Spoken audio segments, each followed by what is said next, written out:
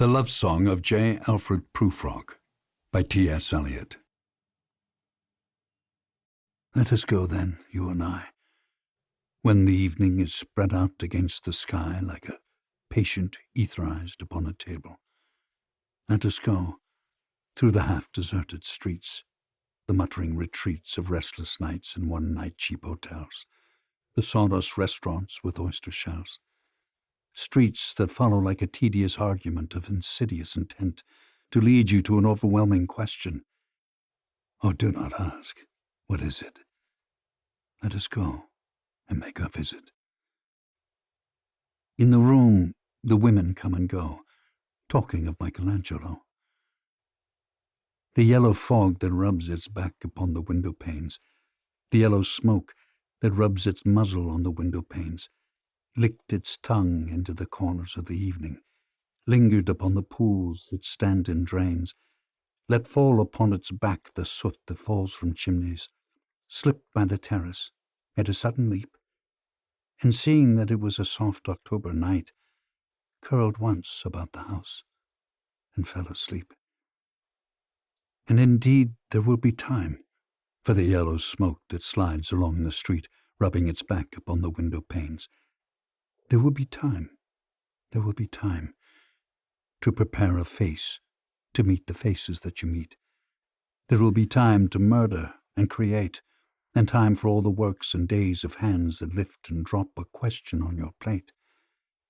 Time for you and time for me.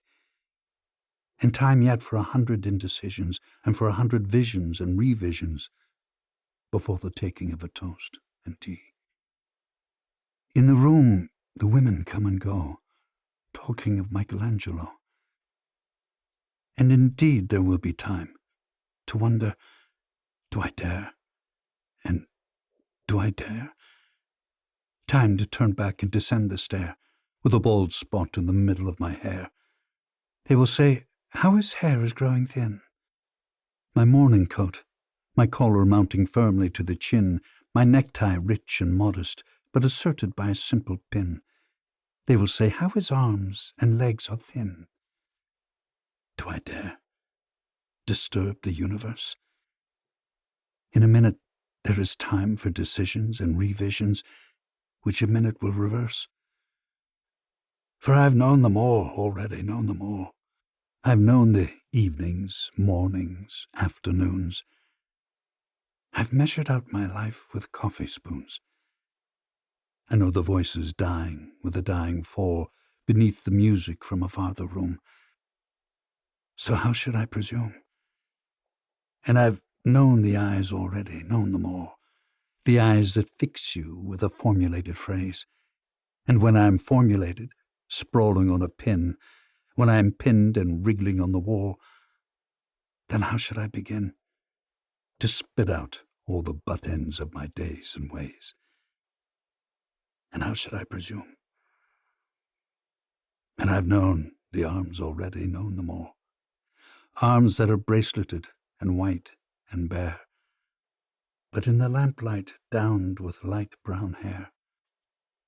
Is it perfume from a dress that makes me so digress? Arms that lie along a table or wrap about a shawl. And should I then presume? And how should I begin?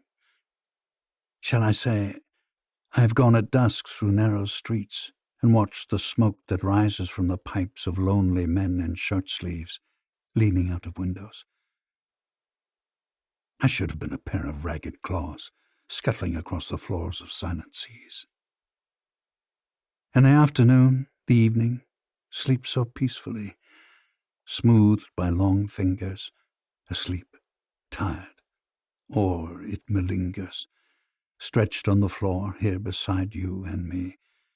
Should I, after tea and cakes and ices, have the strength to force the moment to its crisis? But though I have wept and fasted, wept and prayed, though I have seen my head grown slightly bald, brought in upon a platter, I am no prophet. And there's no great matter. I have seen the moment of my greatness flicker, and I have seen the eternal footman hold my coat and snicker. and in short, I was afraid. And would it have been worth it after all, after the cups, the marmalade, the tea, among the porcelain, among some talk of you and me? Would it have been worthwhile to have bitten off the matter with a smile, to have squeezed the universe into a ball, to roll it towards some overwhelming question, to say, I am Lazarus, come from the dead, come back to tell you all, I shall tell you all? If one, settling a pillow by her head, should say, that is not what I meant at all. That is not it at all. And would it have been worth it, after all? Would it have been worthwhile?